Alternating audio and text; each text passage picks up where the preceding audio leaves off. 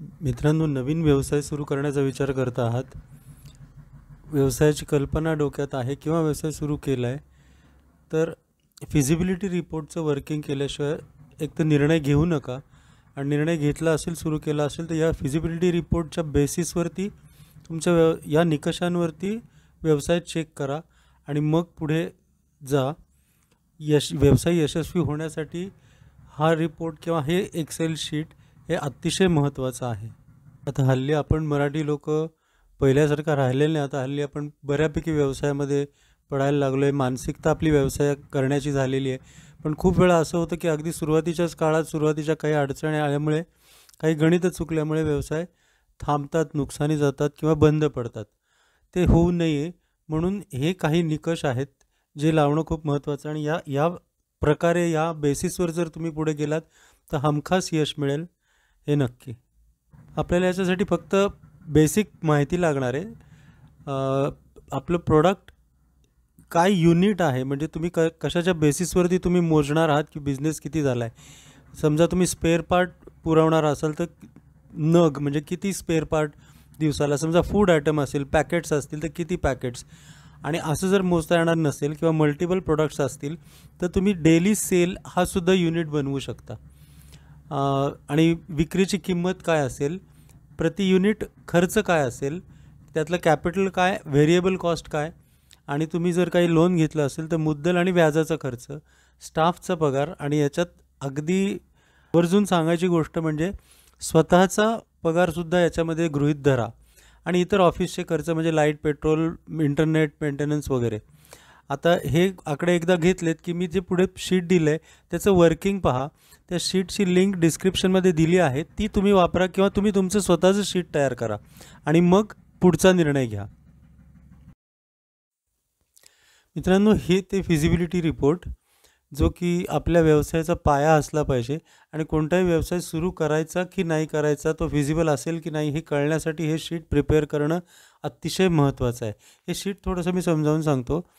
याच्यामध्ये या बाजूला एक्सपेन्सेस आहेत पूर्ण, जे खर्च आपल्याला करावे लागणार आहेत, म्हणजे सुरू करण्यासाठी, सुरू केल्यानंतर प्रोडक्शनसाठी सुद्धा किंवा चालू ठेवण्यासाठी सुद्धा. आणि या बाजूला आपली आवक पैशाची, जे काही पैसे आपल्याला येणार आहेत ते आहेत.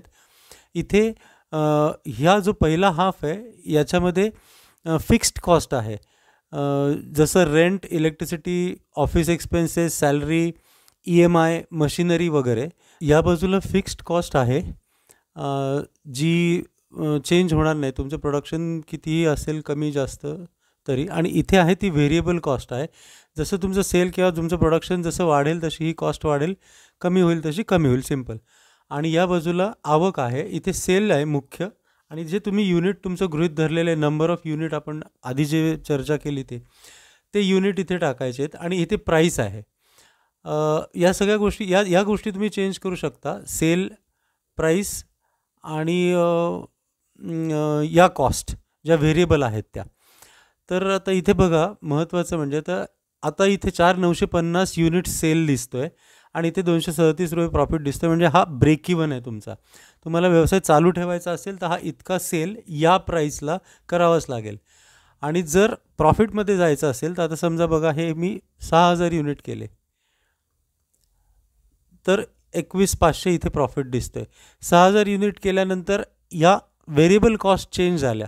बघा परत एकदा बघा, तर हे समजा 6 आहे, तिथे मी 6,200 केले सेल, तर या कॉस्ट चेंज झाल्या. पण ही कॉस्ट चेंज नाही झाली. 6,000 केले, फिक्स्ड कॉस्ट आहे ती तेवढीच राहील, तुम्ही युनिट्स कितीही सेल करा ती तेवढीच राहणार आहे. आणि ही प्राईस आहे, 6,000 युनिट सेल केले या प्राईसला तर हा प्रॉफिट आहे. युनिट 6,000 सेल केले पण प्राईस जर तुम्ही कमी ठेवली, कॉम्पिटिशन म्हणून किंवा इतर कुठल्या कारणाने म्हणा, तर काय होतं आहे बघा, तर तुम्ही इथे लॉसमध्ये जात आहे. युनिट सेल जरी 6,000 असला पण प्राईस कमी केली किंवा तुम्ही डिस्काउंट दिला तर लॉस होतो आहे. आता याच प्राईसला जर प्रॉफिटमध्ये यायचं असेल तर सेल काय करायला लागेल,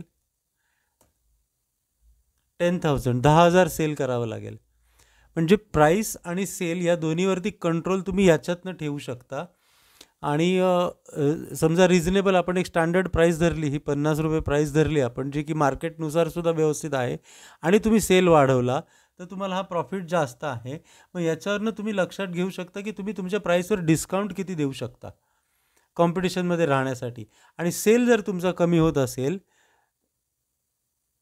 सेल समजा 4,000च होत असेल, तर तुम्हाला लॉस होतोय, तर तुम्हाला लक्षात येईल की एक तर तुम्हाला सेल तरी वाढवायला पाहिजे किंवा तुम्हाला जास्त प्राईसमध्ये तरी विकायला पाहिजे. इथेच 50च्या ठिकाणी आपण ₹60 करून बघू. हे बघा, इथे प्रॉफिटमध्ये येत आहे. म्हणजे हा कंट्रोल तुम्हाला पूर्णपणे ठेवता येतो. तुम्हाला किती सेल करायचं आहे आणि काय प्राईसला करायचं आहे, टार्गेटला तुम्ही काय कमी पडताय. ही व्हेरिएबल कॉस्ट आहे, ही याच्यानुसार चेंज होत जाणार आहे. पण ही फिक्स्ड कॉस्ट तशीच आहे. जरी तुम्ही महिनाभरात 0 सेल केला, काही सेल नाही केला, तरी ही कॉस्ट तुम्हाला द्यायचीच आहे. हे इथे कळतं. या तुम्ही तुमच्या मर्जीप्रमाणे ज्या तुमच्या आवश्यकतेप्रमाणे चेंज करू शकता. आणि इथे 1-2 गोष्टी महत्त्वाच्या लक्षात घ्यायच्यात, त्या म्हणजे सॅलरीमध्ये स्वतःची सॅलरी इन्क्लूड करायला विसरू नका. आणि इथे इंटरेस्ट पेएबल पण घेतला आहे आणि EMI पण घेतला आहे, जेणेकरून तुमचं समजा 5 वर्षाचं लोन असेल किंवा 7 वर्षाचं लोन असेल, तर प्रिन्सिपल कॉस्टसुद्धा याच्यामध्ये कव्हर होती आहे. लक्षात आलं का? ही खूप महत्त्वाची गोष्ट आहे. आणि व्हेरिएबल कॉस्टवर कंट्रोल तुम्ही ठेवू शकता.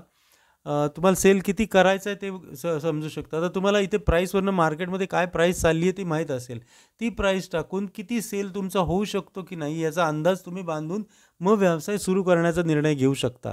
अगदी उदाहरण द्यायचं झालं तर बघा, ह्या कुठलंही वडापाव असू देत किंवा तुम्हाला ऑटो स्पेअर पार्ट असू देत, कुठलंही असलं तरी हे ॲप्लिकेबल होतं.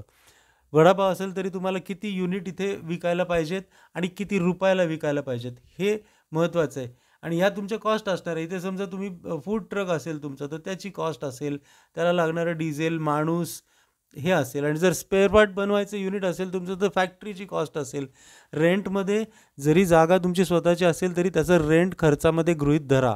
जर तुम्ही रेंट आऊट केलं असतं ती व्यवसाय न करता, तर तुम्हाला किती पैसे मिळाले असते, किंवा तुम्ही बाहेर रेंटनी जागा घेतली असती तर किती पैसे द्यावे लागले असते, ती रक्कम इथे धरणं खूप आवश्यक आहे. नाहीतर काय होतं, आपण जागेची किंमत धरत नाही आणि हे प्रॉफिटमध्ये दाखवतं, हा खोटा प्रॉफिट असतो. त्यातून व्यवसायाची प्रगती होऊ शकत नाही. स्वतःची सॅलरी, रेंट या गोष्टी याच्यामध्ये धरणं खूप आवश्यक आहे. तरच तुमची कॉस्ट आणि प्राईस बरोबर निघू शकते. तर मी या शीटची लिंक डिस्क्रिप्शनमध्ये दिलेली आहे. आणि इथे जे लाईट ग्रीन आहेत या तुम्ही चेंज करू शकता फिगर. या चेंज केल्या की बाकीच्या फिगर चेंज होणार आहेत. कॉस्ट तुमच्या ज्या आवश्यकतेनुसार आहेत त्या. आणि इथे फक्त नोट लिहिली आहे की जे तुम्ही टार्गेट आहे ते चालू करण्यापूर्वी आणि चालू केल्यानंतरसुद्धा व्यवसाय जसं गाडीचं स्टिअरिंग काम करतं ना, तसं हे शीट काम करतं. तुम्हाला कंटिन्युअस त्याच्यावर वॉच ठेवता येतो. कॉस्ट कमी करायची आहे का, प्राईस चेंज करायची आहे का, डिस्काउंट देता येईल का, किती देता येईल, आणि डिस्काउंट दिला तर सेल किती वाढवावं लागेल, तर तुम्ही इथे प्रॉफिटमध्ये राहाल. हे खूप महत्त्वाचं आहे. याचा थोडासा स्टडी करा आणि याचा नक्की वापर करा. मला या गोष्टीचा खूप सक्सेससाठी अनुभव आलेला आहे. डायरेक्ट संबंध आहे सक्सेसफुल बिझनेसचा आणि या शीटचा. थँक्यू. धन्यवाद. तुम्ही शीटचा अभ्यास केला असेलच आणि तुमच्या व्यवसायाच्या फिगर्स त्याच्यामध्ये टाकून तुम्ही चेक पण केला असेल, निर्णय घेतला असेल आणि व्यवसाय आता सुरू करणार आहात. तर फक्त माझ्या स्वतःच्या अनुभवाला आलेल्या आणि या सिद्ध झालेल्या गोष्टी आहेत लोकांच्या या अनुभवाने. एक 8 पॉईंट आहेत जे तुम्ही लक्षात घ्यावेत आणि लक्षात ठेवावेत, आणि हे लक्षात ठेवून तुम्ही पुढे जावं. निश्चित तुम्हाला यश मिळेल. पहिले जे पॉईंट आहेत त्यामध्ये आपली वृत्ती, आपल्या कुटुंबात वातावरण नसतं बऱ्याच वेळा. सामान्य मराठी कुटुंबाबद्दल बोलतो मी, बिझनेस फॅमिलीजबद्दल, MBA करून अशा लोकांबद्दल बोलत नाही आहे. सामान्य मराठी कुटुंबामध्ये वातावरण नसतं. हरकत नाही, आपण बाकीच्या यशस्वी झालेल्या व्यावसायिकांची चरित्र वाचा आणि त्याच्यापासून प्रेरणा घ्या. दुसरी गोष्ट म्हणजे जोखीम या गोष्टीला तयार राहा. व्यवसाय सुरू केला की आपल्याला प्रॉफिट मिळणार, आपली स्वप्न, एक एक्सेल शीट उघडायचं आणि प्रत्येक दिवशी इतकं सोपं नाही होत ते. सुरुवातीला जोखीम असते. ती जोखीम, प्रॉफिट अनलिमिटेड आहे. एकदा चालायला लागलं तुमचं की अनलिमिटेड प्रॉफिट. पण तसंच रिस्क पण आहे. तर रिस्क कॅल्क्युलेट करा, ब्लाइंड रिस्क घेऊ नका. आणि पैशाच्या बाबतीत आपल्या भावना नीट ठेवा. पैशाला रिस्पेक्ट करा, पैशाला देव माना. आपल्याला खूप चुकीच्या गोष्टी शिकवल्या जातात. पैसा वाईट आहे, अमुक तमुक, त्याच्याकडे त्या धारणा ठेवू नका. पैसा पवित्र गोष्ट आहे जी तुम्हाला जगण्याला मदत करते. तुम्हाला रिस्पेक्ट मिळतो पैशामुळे. चांगल्या मार्गाने असला पाहिजे, एवढंच आहे फक्त. आणि गरिबीला ग्लोरीफाय करू नका. गरिबीच्या गरीब म्हणजे इमानदार व ते सिनेमात वगैरे दाखवतात, कादंबऱ्यांमध्ये वगैरे, ते काढून टाका. श्रीमंतीची आस धरा, श्रीमंतीची आराधना करा आणि श्रीमंत होणं हा प्रत्येकाचा जन्मसिद्ध अधिकार आहे. जन्म आपल्या हातात नाही, पण नंतर सुरुवातीला गरिबी असेल तरी आपण श्रीमंतीसाठी प्रयत्न मात्र नक्की करू शकतो. हे आपलं कर्तव्य आहे. आणि त्याच्यानंतर म्हणजे नम्रपणा खूप महत्त्वाचा आहे. महाराष्ट्रात तर मला ही गोष्ट खूप जाणवली आहे की जितकं आपल्याकडं सामर्थ्य आहे तितकं माणूस खरं नम्र असायला पाहिजे.